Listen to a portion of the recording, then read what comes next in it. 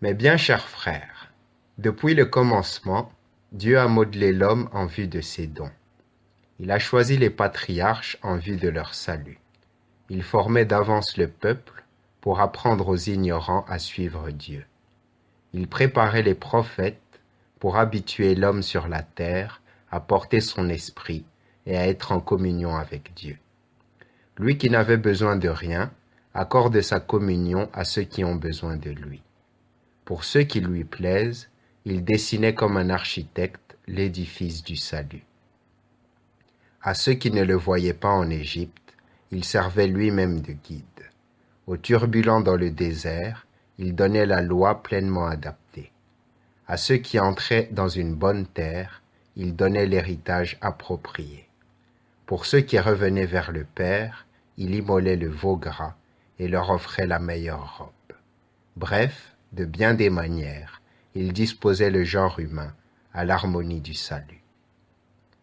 Voilà pourquoi Saint Jean dit dans l'Apocalypse, « Sa voix était pareille à la voix des multiples eaux. » Oui, elles sont nombreuses les eaux de l'Esprit de Dieu, car le Père est riche et grand, et passant à travers elles toutes, le Verbe apportait généreusement son assistance à ceux qui lui étaient soumis, prescrivant à toute créature la loi nécessaire et appropriée.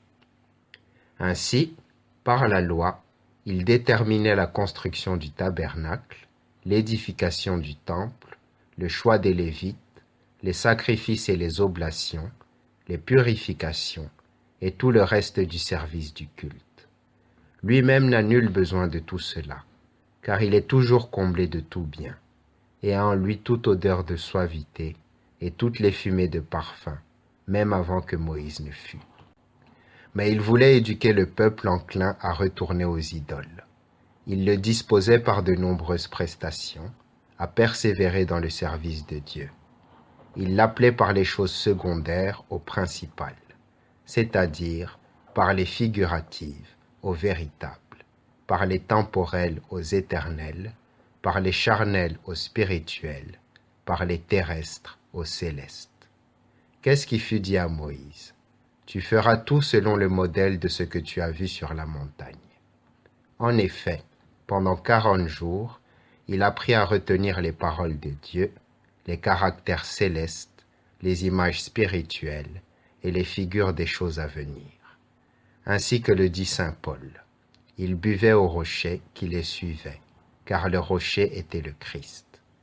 Puis, ayant rappelé le contenu de la loi, il ajoute, toutes ces choses leur arrivaient en figure.